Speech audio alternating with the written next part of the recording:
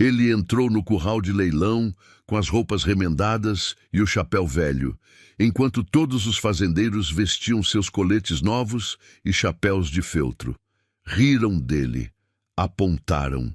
Disseram que um peão miserável como aquele não tinha nem dinheiro para um bezerro magro.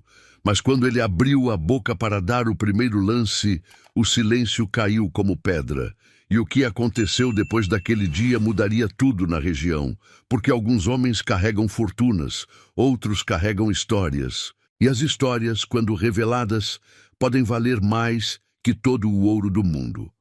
Havia um tempo em que os leilões de gado eram os grandes eventos do interior. Não eram apenas negócios, eram espetáculos. Os fazendeiros chegavam de longe, montados em seus melhores cavalos, vestidos com suas melhores roupas, ostentando seus melhores relógios de bolso. Era ali, no curral empoeirado, cercado por arquibancadas de madeira crua, que se decidiam fortunas. Era ali que reputações se construíam ou se desfaziam. Era ali que os homens mediam uns aos outros, não apenas pelo gado que compravam, mas pela maneira como andavam, falavam, negociavam. Naqueles tempos, a aparência importava. Um homem bem vestido, com botas engraxadas e chapéu sem manchas, recebia respeito imediato. Já um homem de roupas gastas, com remendos visíveis e poeira nos ombros, esse era olhado de lado. Esse não era levado a sério. Esse era, na melhor das hipóteses, tolerado. Na pior, zombado abertamente. E foi num dia desses, quando o sol rachava o chão de tão quente e a poeira subia a cada passo, que Miguel chegou ao leilão. Vinha a pé, com a trouxa nas costas, o chapéu poído na cabeça, as calças remendadas nos joelhos e as botas tão gastas que deixavam ver o couro esfolado. Tinha 45 anos, o rosto marcado pelo sol e pelo trabalho, as mãos calejadas de quem pegava na enxada desde criança, os ombros curvados de carregar peso. Os fazendeiros que já estavam no curral olharam para ele e trocaram sorrisos de canto de boca. Alguns cochicharam, outros riram abertamente. Aquele ali era claramente um peão. Um desses que trabalhava de fazenda em fazenda, ganhando pouco, dormindo em galpões, comendo o que sobrasse. O que um homem desses fazia num leilão de gado? Veio ver?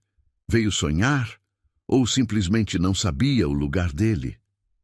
Miguel não olhou para ninguém. Entrou devagar, encontrou um canto perto da cerca, encostou-se ali e ficou observando. O leiloeiro, um homem gordo de bigode retorcido, subia na plataforma de madeira. Os peões traziam os primeiros lotes de gado. Bois brancos, fortes, com chifres largos e pelo lustroso. A plateia murmurava, avaliando os animais com olhos experientes. E então começou. O martelo bateu. As vozes se ergueram. O leilão estava aberto. Se você também sente que essas memórias não devem se perder, se inscreve aqui no canal e nos conta nos comentários de qual região você está nos assistindo. Vamos percorrer juntos os caminhos que fizeram o coração do nosso povo. Miguel observava tudo em silêncio. O leiloeiro gritava os lances, o martelo batia na madeira, os fazendeiros levantavam as mãos com gestos largos e seguros. Cada lote que passava era disputado com fervor. Um boi especialmente bonito saiu por um preço alto, arrancando aplausos da plateia. O comprador, um fazendeiro de colete azul e corrente de ouro no bolso, acenou para a multidão como se tivesse vencido uma guerra. Foi quando Miguel deu seu primeiro lance. O leiloeiro tinha acabado de abrir um novo lote, 3 bois jovens de pelagem clara. "Quem dá 50 mil réis?" gritou o leiloeiro com a voz rouca. 50, disse Miguel, em voz firme mas baixa. O leiloeiro olhou ao redor, tentando identificar quem tinha falado. Miguel levantou a mão. Um silêncio estranho caiu sobre o curral. Depois, risadas. Começaram baixas, depois cresceram. Um fazendeiro de barba grisalha apontou para Miguel e disse alto, para que todos ouvissem: "O peãozinho quer comprar boi. Alguém empresta uns trocados para ele?" Mais risadas. Miguel não se mexeu. Continuou com a mão levantada. O leiloeiro, sem graça, tentou continuar. Temos 50. Alguém dá mais? 60, disse outro fazendeiro, um homem alto de chapéu preto. Virou-se para Miguel com um sorriso debochado. Vamos ver se você acompanha, peão. 70, disse Miguel sem hesitar. As risadas pararam. Agora havia curiosidade. O fazendeiro de chapéu preto franziu a testa. 80, disse ele com menos confiança. 90, respondeu Miguel imediatamente. O fazendeiro olhou para Miguel com irritação, mas não deu novo lance. O leiloeiro bateu o martelo. Vendido por 90 mil réis ao senhor. Ao senhor. Miguel, disse ele, saindo do canto e caminhando até o leiloeiro. Tirou do bolso interno da camisa um maço de notas amarrado com barbante. Contou o dinheiro ali mesmo, na frente de todos, e entregou ao leiloeiro. O homem verificou as notas, incrédulo, e depois assentiu. Está certo, os bois são seus. Miguel voltou para o canto. A plateia estava em silêncio agora. Olhares curiosos, alguns desconfiados, outros intrigados. Quem era aquele peão? De onde tinha tirado aquele dinheiro? No meio da arquibancada, sentado na primeira fila, estava o coronel Augusto, um homem de 55 anos, dono de 3 fazendas, peito estufado, bigode encerado, anel de ouro grosso no dedo. Ele observava Miguel com os olhos semicerrados, como quem tenta decifrar um enigma. Virou-se para o homem ao lado, seu compadre Jacinto, e disse em voz baixa: Esse aí não é peão comum. Peão não anda com 90 mil réis no bolso. Deve ter roubado, disse Jacinto, rindo, ou achou enterrado. Ou é mais esperto do que parece, murmurou Augusto, voltando os olhos para o curral. O leilão continuou. Mais lotes passaram. Miguel ficou quieto durante os próximos 3. Depois, quando chegou um lote de 5 bois, ele voltou a dar lance. 100 mil réis, disse Miguel, antes mesmo que o leiloeiro abrisse a disputa. Dessa vez, ninguém riu, mas o coronel Augusto levantou a mão. 120. Miguel olhou para ele pela primeira vez. Os olhos dos dois se encontraram, um duelo silencioso. 140, disse Miguel. 160, retrucou Augusto com a voz dura. 200, disse Miguel sem piscar. A plateia soltou um murmúrio coletivo. 200 mil réis era muito dinheiro. Augusto estreitou os olhos, mas não deu novo lance. Cruzou os braços e recostou-se, observando. O martelo bateu. Miguel pagou, de novo contando as notas na frente de todos. Agora a atenção estava completamente voltada para ele. Quem era aquele homem? O que ele queria? E principalmente quanto dinheiro ele tinha? Se essa história já te tocou, deixa uma curtida no vídeo para ajudar ela a alcançar mais pessoas que também precisam ouvir isso. O leilão seguiu, mas agora com uma tensão diferente no ar. Miguel continuava dando lances, sempre com aquele jeito calmo, quase indiferente. Comprou mais 2 lotes.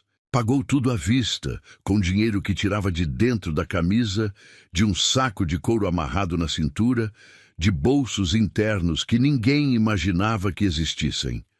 Os fazendeiros cochichavam entre si. Alguns começaram a fazer contas mentalmente. Aquele peão já tinha gasto mais de 500 mil réis. Era mais do que muitos deles tinham em mãos. De onde vinha tanto dinheiro? O coronel Augusto estava cada vez mais incomodado. Não gostava de não entender as coisas. E aquilo ali não fazia o menor sentido. Virou-se para Jacinto e disse, já com a voz alterada: Esse homem está nos fazendo de palhaços. Alguém precisa descobrir quem ele é. Quer que eu vá falar com ele? Perguntou Jacinto. Não, deixa ele continuar. Quando acabar o dinheiro, a gente ri da cara dele.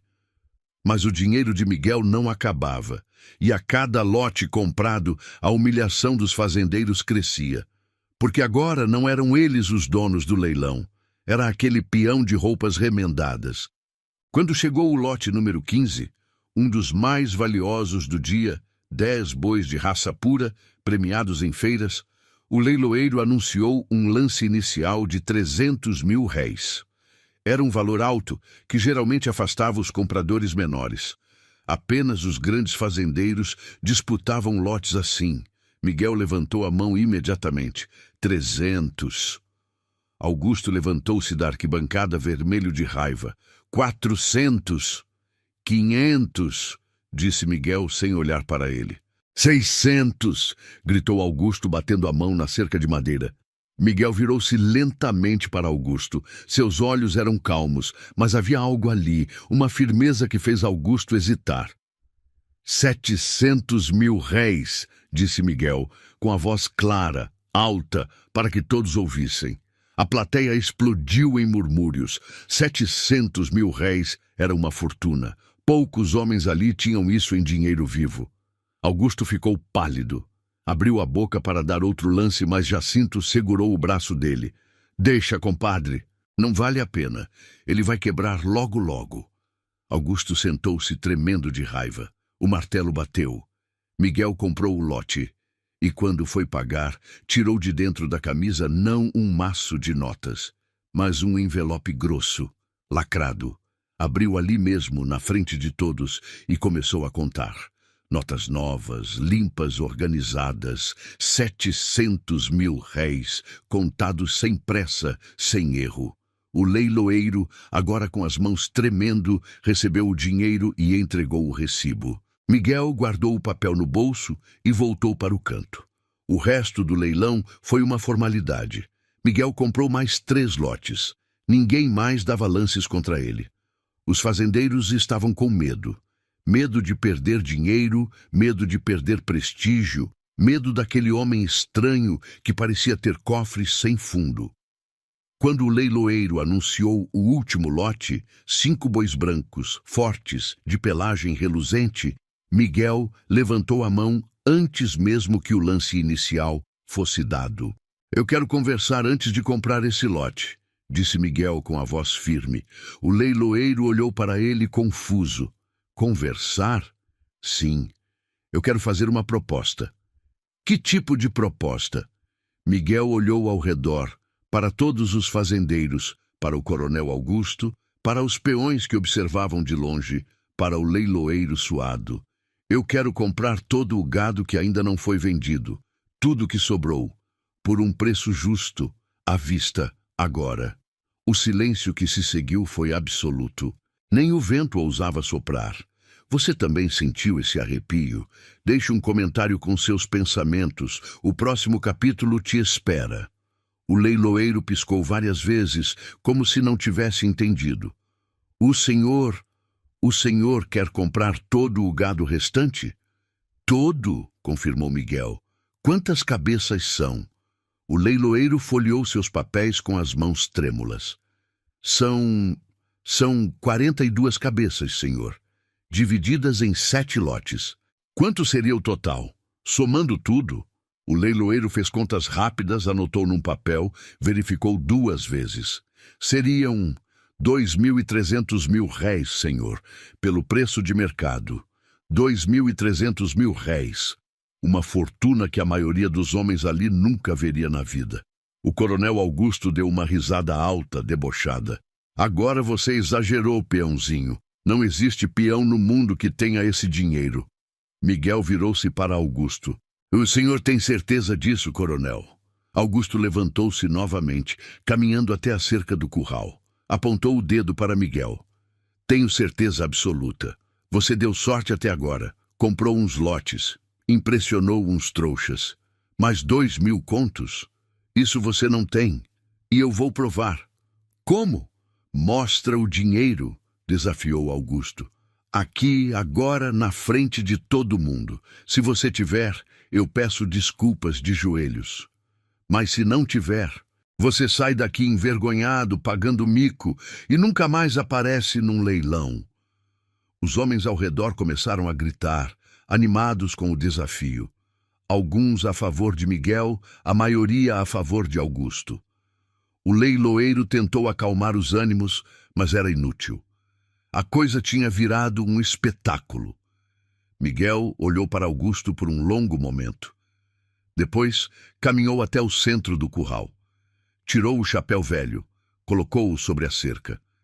Desabotoou a camisa lentamente. De dentro dela, começou a tirar envelopes. 1, 2, 3, 4.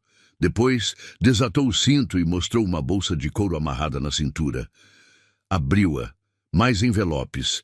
Depois das botas, tirou 2 rolos de notas grossos, amarrados com elásticos.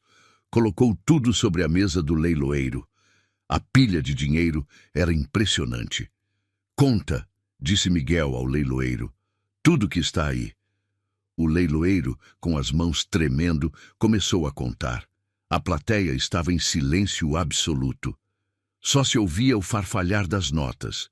Demorou quase 15 minutos. Quando terminou, o leiloeiro ergueu os olhos, incrédulo. 2.450 mil réis, senhor. Um murmúrio percorreu a multidão como uma onda.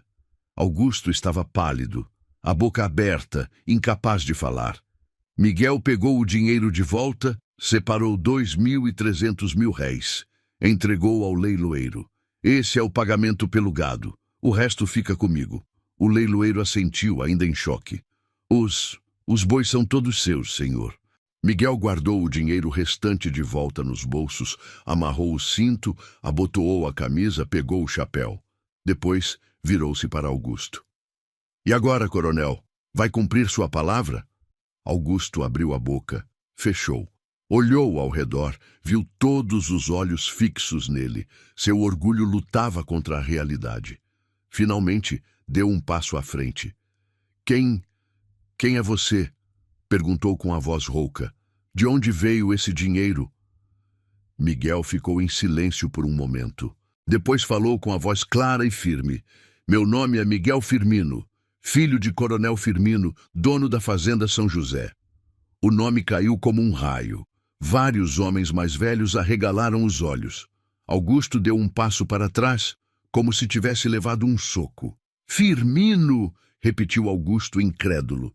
Mas o coronel Firmino morreu há 20 anos e a fazenda foi tomada, completou Miguel, por traidores, por homens que meu pai achava que eram amigos. Homens que forjaram dívidas falsas, que compraram testemunhas, que roubaram as terras da minha família. E eu, com 15 anos, fiquei sem nada.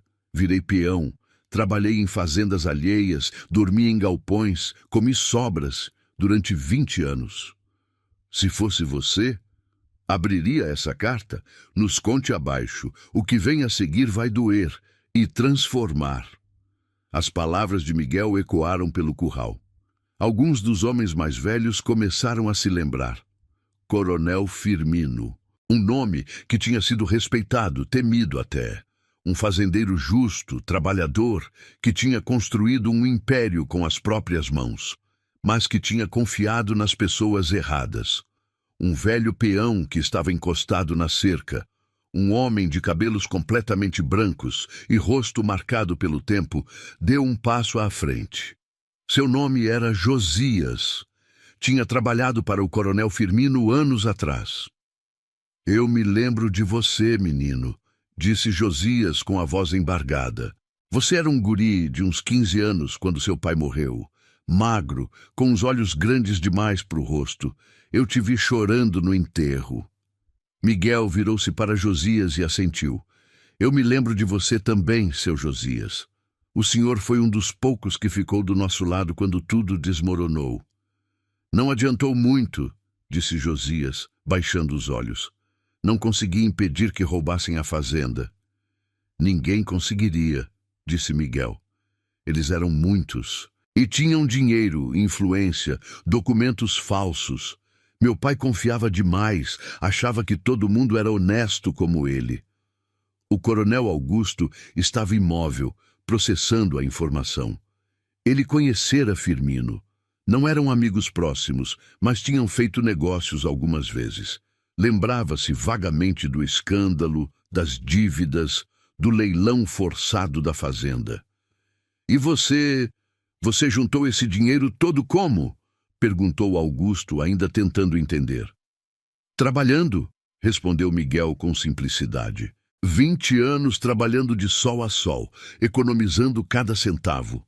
Não gastei com bebida, com jogo, com luxo. Guardei tudo. Tinha um objetivo: recuperar o que era do meu pai. E vai usar esse gado para quê? Perguntou outro fazendeiro, um homem de meia idade que observava com curiosidade. Vou reconstruir a fazenda São José, disse Miguel. Vou reerguer o nome do meu pai. Vou provar que os Firmino não foram derrotados, apenas atrasados. Um silêncio pesado caiu sobre o curral. Vários homens baixaram os olhos, envergonhados. Tinham rido daquele peão, tinham zombado dele, e agora descobriam que era filho de um coronel respeitado, um homem que tinha sofrido uma injustiça enorme e tinha lutado em silêncio durante 2 décadas para consertar. Augusto respirou fundo, tirou o chapéu, passou a mão pelos cabelos grisalhos. Depois, para a surpresa de todos, deu um passo à frente e estendeu a mão para Miguel. Eu te devo um pedido de desculpas. Julguei você pela roupa, não pelo caráter. Foi erro meu. Miguel olhou para a mão estendida. Parte dele queria recusar, queria humilhar Augusto como tinha sido humilhado. Mas não era isso que o pai teria feito. Firmino sempre dizia: a grandeza de um homem se mede não pela vingança que busca, mas pelo perdão que oferece. Miguel apertou a mão de Augusto. Aceito as desculpas, coronel. Augusto assentiu, aliviado. Depois olhou ao redor e disse em voz alta: esse homem é Miguel Firmino, filho de coronel Firmino, e merece nosso respeito. Quem concorda comigo? Lentamente, os fazendeiros começaram a bater palmas. Primeiro um, depois outro, depois todos. O som ecoou pelo curral, misturando-se com os mugidos do gado e com o vento quente da tarde. Miguel não sorriu. Apenas assentiu, agradecendo em silêncio. Porque aquilo, apesar de importante, não era o fim. Era só o começo. Você concorda com ele? Compartilhe seus pensamentos. E não esqueça de voltar.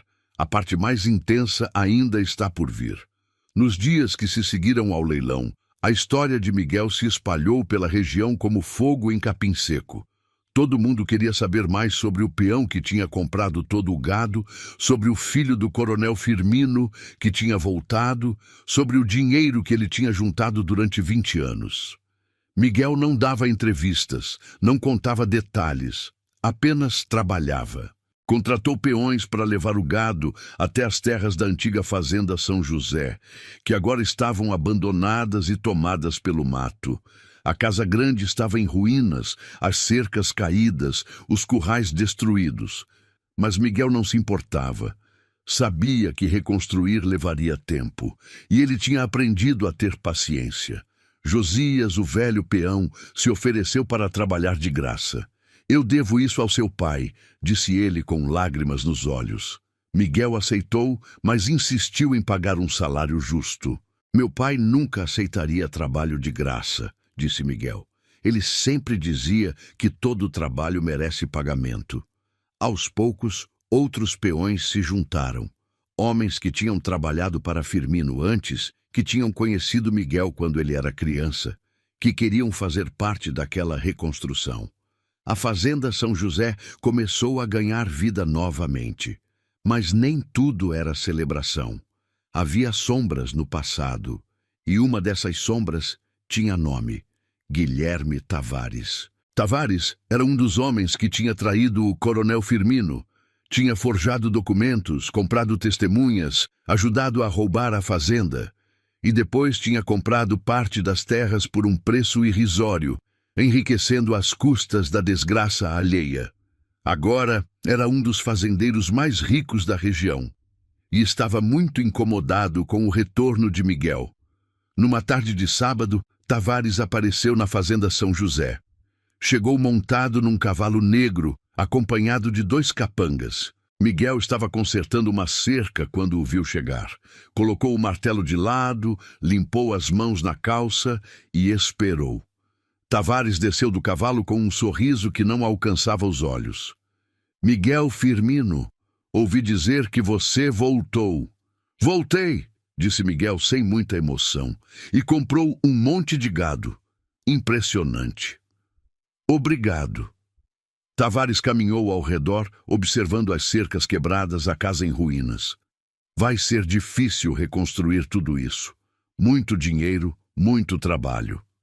Eu sei, e não vai adiantar muito, continuou Tavares, com o sorriso ficando mais frio. Essas terras aqui, elas têm dono. Têm documentos registrados em cartório. Você não pode simplesmente chegar e ocupar. Miguel olhou para Tavares nos olhos. Essas terras eram do meu pai, foram roubadas. Roubadas! Tavares riu, mas era uma risada sem humor. Que acusação pesada! Você tem provas? Tenho a verdade. Verdade não vale nada em tribunal, rapaz. Documento vale, e eu tenho os documentos. Miguel respirou fundo. Sabia que aquele confronto viria mais cedo ou mais tarde. O senhor pode ter os papéis, Tavares, mas não tem a razão e não tem o respeito. Todo mundo na região sabe o que o senhor fez. Tavares perdeu o sorriso. Cuidado com o que você fala, menino. Eu posso te destruir de novo. Pode tentar, disse Miguel, sem desviar o olhar. Mas dessa vez não vai ser tão fácil. Eu não sou mais um guri de 15 anos. Sou um homem e estou preparado para lutar. Tavares ficou em silêncio, avaliando Miguel. Depois montou no cavalo novamente. Você vai se arrepender de ter voltado, disse, com a voz baixa e ameaçadora. Eu garanto. Partiu com os capangas, levantando poeira. Josias, que tinha observado tudo de longe, aproximou-se de Miguel. Esse homem é perigoso, Miguel. Eu sei. E ele não vai desistir.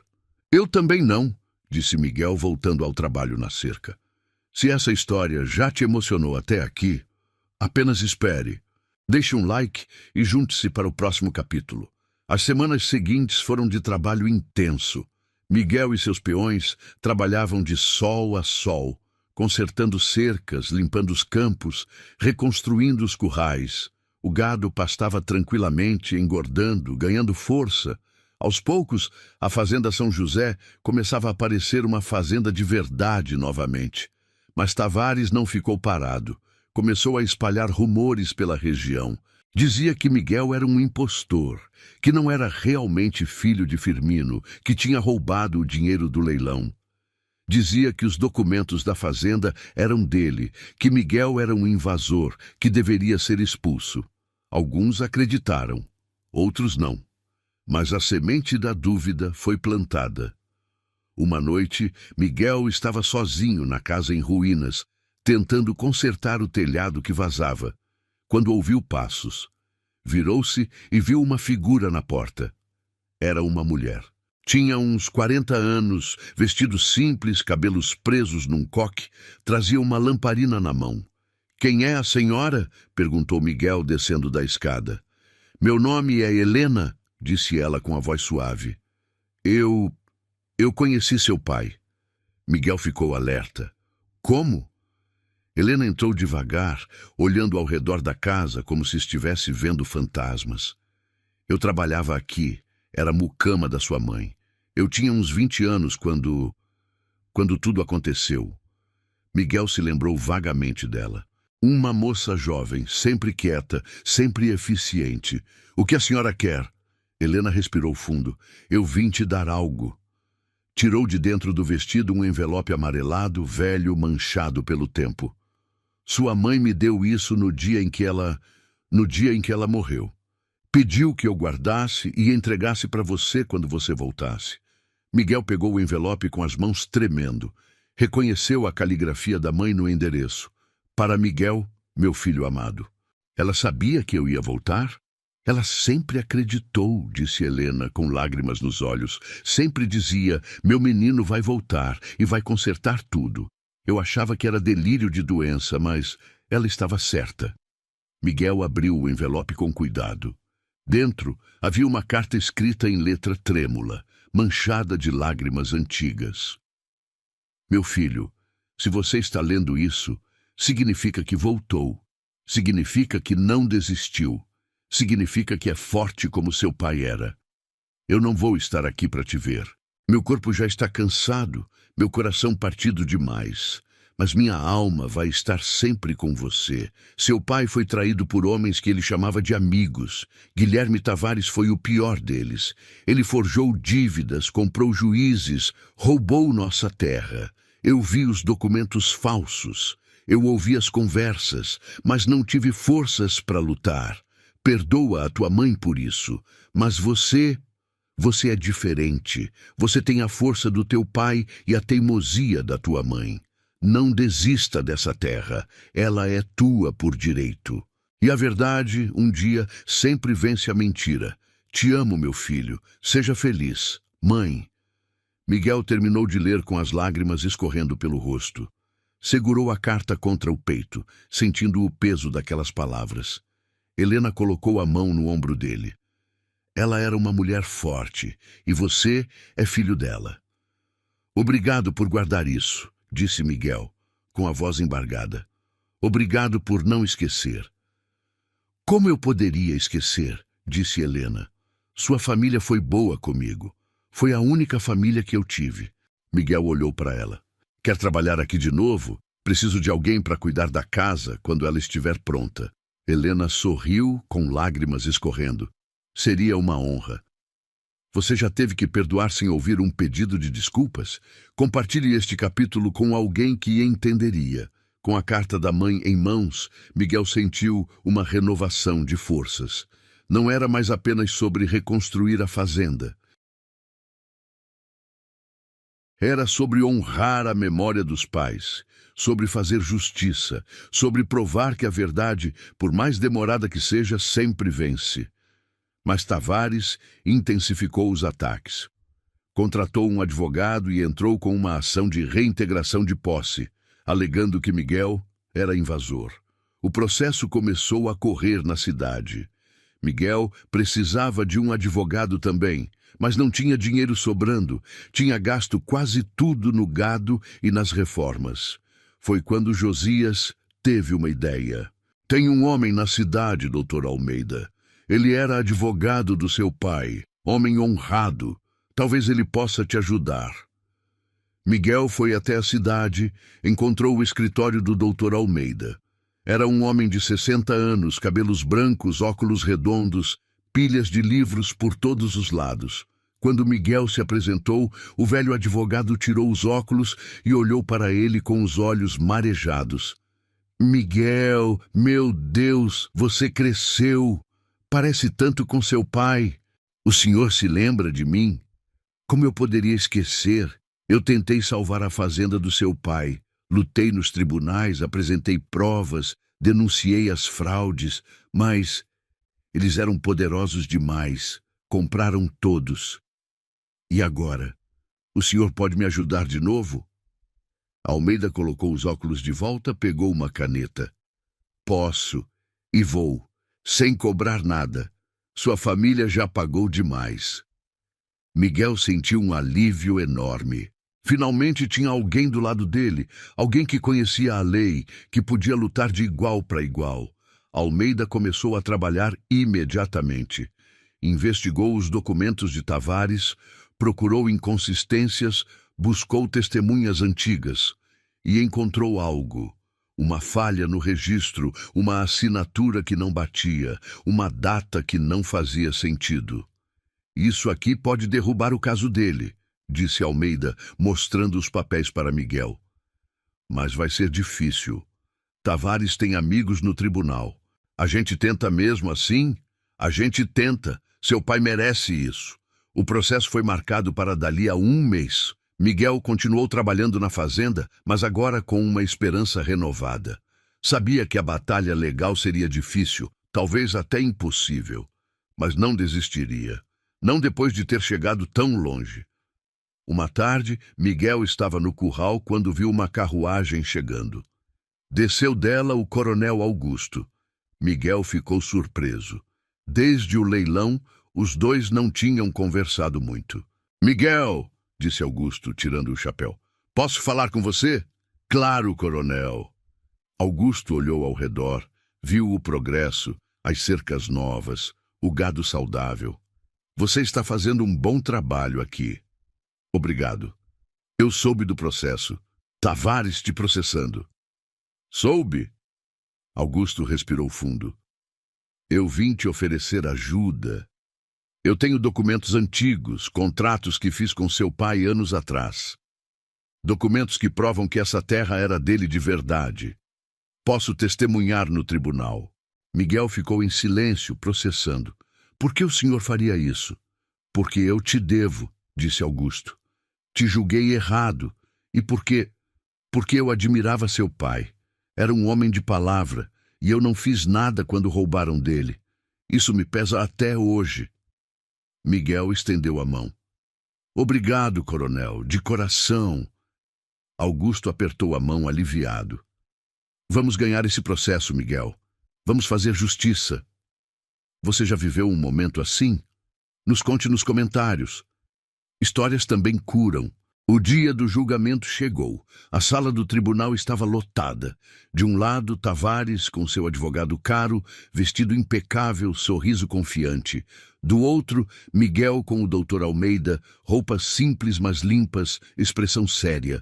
O juiz entrou, um homem de meia idade, rosto cansado. Bateu o martelo. O julgamento começou. O advogado de Tavares falou primeiro. Apresentou documentos, registros, títulos de propriedade. Tudo parecia impecável. Argumentou que Miguel era um invasor, que não tinha direito algum sobre aquelas terras, que Tavares era o legítimo dono. Depois foi a vez de Almeida.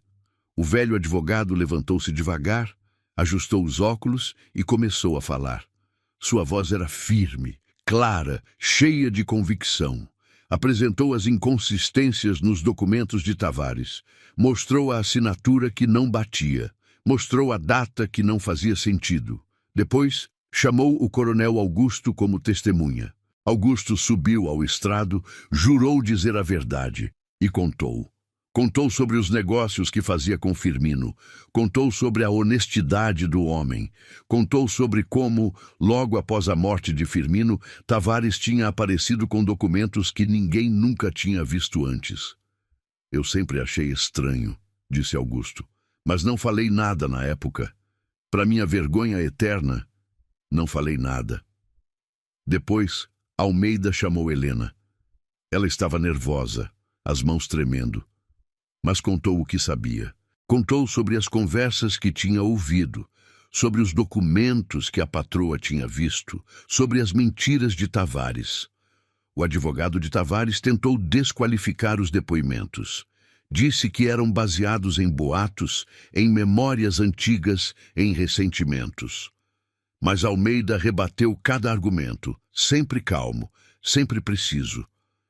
Finalmente, o juiz pediu silêncio. Analisou os documentos por quase 1 hora. A sala estava em suspense absoluto. Tavares suava. Miguel rezava em silêncio. O juiz levantou os olhos. Após analisar cuidadosamente todas as evidências apresentadas, disse ele, com a voz grave, eu chego à conclusão de que os documentos apresentados pelo Sr. Guilherme Tavares contêm irregularidades significativas. A assinatura não confere com os registros oficiais da época. A data de registro é posterior à morte do coronel Firmino, o que é impossível se o documento fosse legítimo. E as testemunhas trouxeram informações relevantes que lançam dúvidas sobre a legitimidade da aquisição. Tavares ficou pálido. Portanto, continuou o juiz, eu julgo procedente a ação de Miguel Firmino. As terras da Fazenda São José são reconhecidas como propriedade legítima da família Firmino. O senhor Guilherme Tavares deverá devolver qualquer título de posse que possua e pagar as custas do processo. O martelo bateu. A sala explodiu. Algumas pessoas aplaudiram. Outras protestaram. Miguel ficou sentado, imóvel, processando. Tinha ganhado. Tinha realmente ganhado.